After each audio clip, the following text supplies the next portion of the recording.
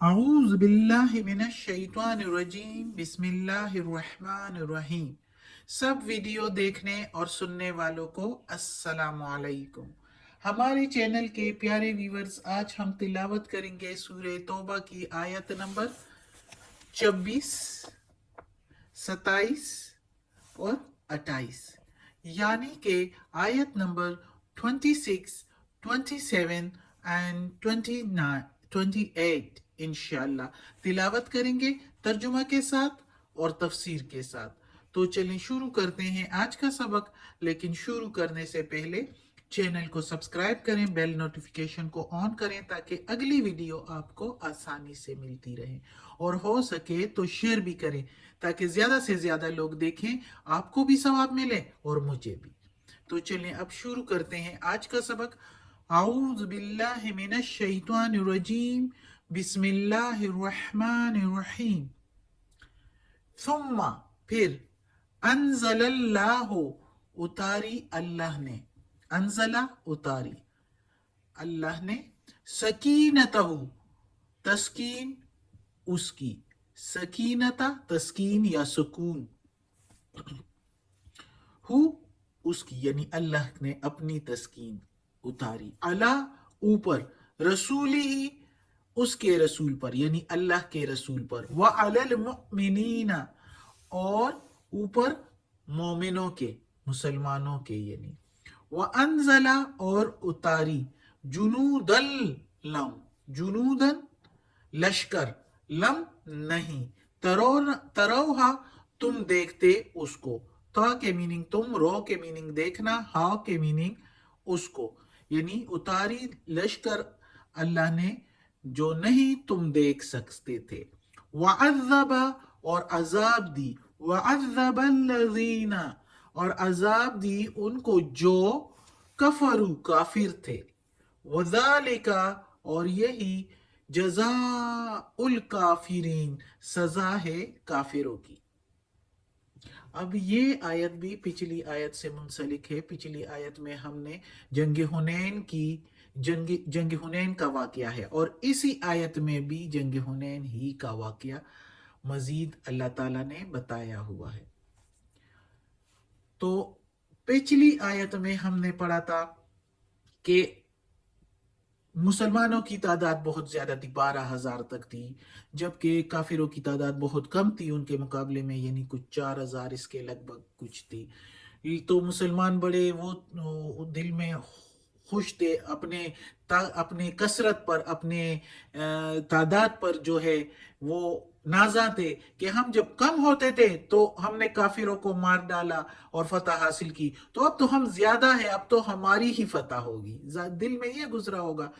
تو اللہ نے کہا کہ ہمیشہ اللہ کی مدد ہوتی ہے آپ لوگوں کے ساتھ ہر میدان میں، تو تب تم لوگ جیت جاتے ہو، ورنہ مکہ ہی سے نہ نکل پاتے، اگر نکل بھی پاتے تو بدر ہی میں ختم ہو جاتے، لیکن اللہ ہی کی مدد تھی ہر میدان میں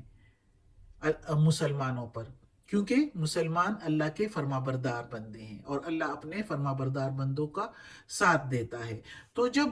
ایسے ہوا تو کیا ہوا کہ ہم نے پچھلی سبق میں پڑھا ہے کہ یعنی حوازن کے یعنی طائف کے جو لوگ تھے، ان قبیلہ حوازن کے تیر اندازوں نے مسلمانوں پر تیر برسائے اور مسلمان بھاگ گئے، کھلی زمین، کشادہ زمین کی کے باوجود ان پر زمین تنگ ہو گئی اور وہ الٹے پھرے۔ یہ ادھر تک ہم نے پڑھا تھا پچھلے سبق میں، یہ جنگ حنین کا واقعہ۔ جبکہ اب اس آیت میں اللہ تعالیٰ کہتا ہے کہ پھر اللہ تعالیٰ نے اتاری تسکین، سکون اپنے رسول پر اور کچھ مومنوں پر، کیونکہ زیادہ تر تو بھاگ گئے، ان کے پاؤں اکڑ گئے تیر برسانے سے، ہر طرف تیروں کی بارش تھی قبیلہ حوازن کے سپاہیوں کے، باوجود کھلی کشادہ زمین کے تنگ ہو گئی اور کہیں بھی پناہ کی جگہ نہیں مل رہی تھی، لیکن اس حالت میں حضور محمد صلی اللہ علیہ وآلہ وسلم کے ساتھ چند ہی رفقا، چند ہی صحابہ کرام جو تھے وہ دشمنوں کے نرغے میں تھے، جیسے کہ ابو بکر صدیق رضی اللہ تعالیٰ عنہ، حضرت عمر رضی اللہ تعالیٰ عنہ، حضرت عباس رضی اللہ تعالیٰ عنہ، حضرت علی رضی اللہ تعالیٰ عنہ، حضرت عبداللہ بن مسعود رضی اللہ تعالیٰ عنہ وغیرہ، اور کہتے ہیں کسی جگہ پر ہے 180 صحابہ کرام، اور کچھ جگہ پر ہے کہ ٹوٹل 10 صحابہ کرام تھے، عشرہ کاملہ میدانی جنگ میں باقی رہ گئے تھے، جو پہاڑ کی طرح مستحکم تھے، اسی جگہ پر نظر آ رہے تھے۔ اور یہ خاص موقع تھا جب دنیا والے یا دنیا نے پیغمبرانہ صداقت اور توکل اور معجزانہ شجاعت کا ایک نظارہ ظاہری آنکھوں سے دیکھا، خود اپنی آنکھوں سے دیکھا کہ کیسے وہ برستے ہوئے تیروں میں وہ کھڑے تھے، اور ماشاءاللہ پہاڑ کی طرح کھڑے تھے۔ آپ صلی اللہ علیہ وآلہ وسلم سفید خچر پر سوار تھے، عباس رضی اللہ تعالیٰ عنہ نے ایک رکاب اور ابو سفیان رضی اللہ تعالیٰ عنہ نے دوسری رکاب تھامے ہوئے تھے۔ 4000 جو ہے 4000 کا لشکر پورے جوش اور انتقام میں ٹوٹا پڑا تھا، ہر چاروں طرف سے تیروں کی بارش ہو رہی تھی، ساتھی سارے منتشر ہو گئے تھے، یعنی مسلمان سارے ادھر ادھر بھاگ گئے تھے تیروں کی بارش کی وجہ سے، صرف رفیق اعلیٰ صحابہ اعلیٰ آپ کے ساتھ ہے۔ خدا کی تائید اور آسمانی سکون، اللہ کی تسکین جو کہ غیر مرئی بارش آپ پر اور آپ کے گنے چنے صحابہ کرام پر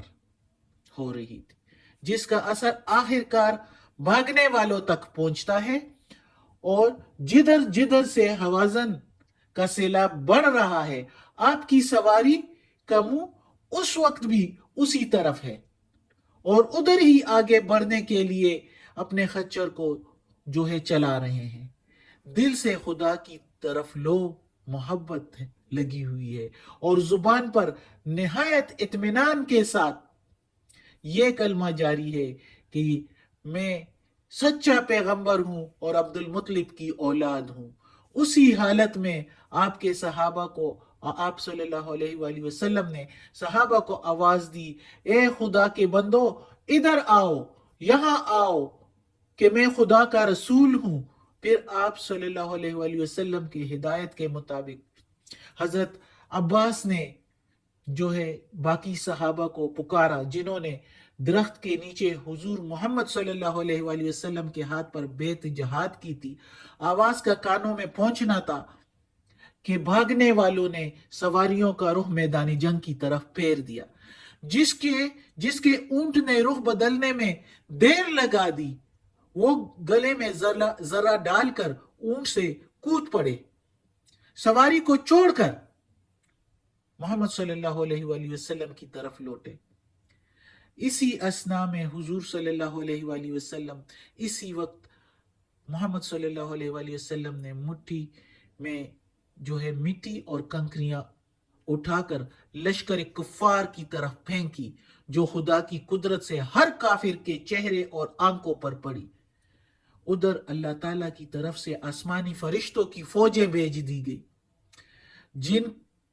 جن کا نزول یا جن کا اترنا غیر مرئی طور پر مسلمانوں کی تقویت اور ہمت افزائی کے لیے کافی تھا، اور کافروں کو مرعوب کرنے کے لیے کافی تھا، اور کافروں کو مرعوب کرنے کا سبب بھی بنا۔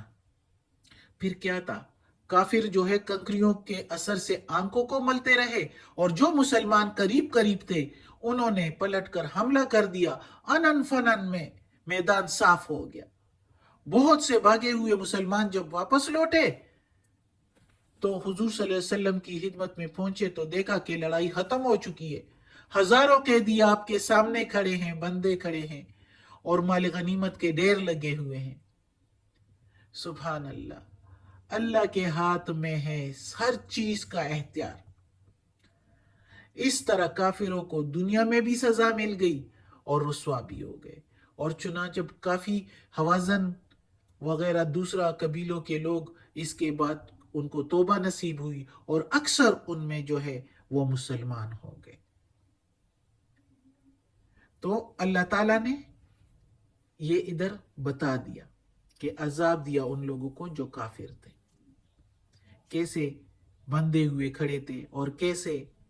قید ہو گئے تھے اور کیسے ان سے غنیمت کا مال بھی لے لیا گیا تھا۔ اور اللہ کافروں کو اسی طرح سزا دیتا ہے۔ پھر اگلی آیت میں ہے، یہ بھی اسی کے ساتھ ہے یہ آیت بھی، ثم یتوب اللہ، پھر توبہ قبول کی اللہ نے، من بعد ذالک، اس کے بعد سے،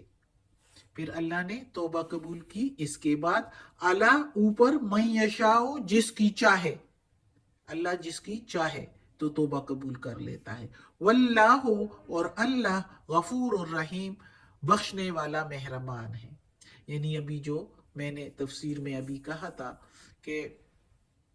بہت سے حوازن کے اور دوسرے قبیلوں کے بھی لوگ جو طائف سے لڑائی لڑنے آئے تھے، جو قید ہو گئے تھے، تو جو کوئی متاثر ہوئے تو ان کی توبہ جو ہے ان کو توبہ نصیب ہوئی، اور اس میں سے زیادہ تر جو ہے وہ مسلمان ہو گئے۔ تو یہ ہے اللہ جس کی توبہ قبول کرتا ہے، وہ اللہ جس کو چاہے، اور اللہ بخشنے والا مہربان ہے، یعنی ان کو اللہ تعالیٰ نے بخش دیا، چونکہ وہ بھی بعد میں بہت لڑے اللہ کی راہ میں۔ محمد بن قاسم انہی میں سے تھے جس کی وجہ سے پورا ہندوستان،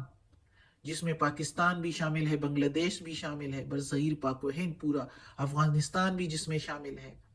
اور انڈیا بھی شامل ہے، کتنے مسلمان ہیں ادھر۔ یہ محمد بن قاسم جب اس نے ادھر حملہ کیا اور لوگ اس کے جو طور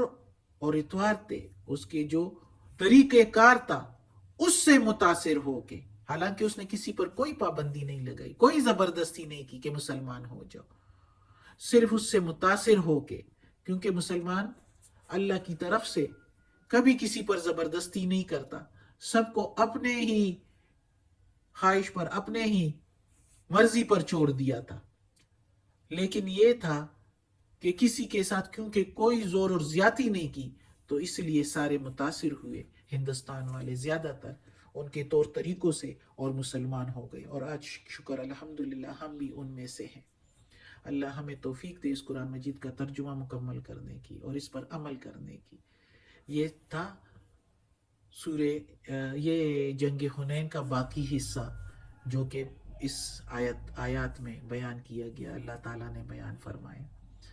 صدق اللہ العظیم۔ یا اللہ، یا رب العالمین، یا مالک یوم الدین، یا علی کل شیء قدیر، یا اللہ،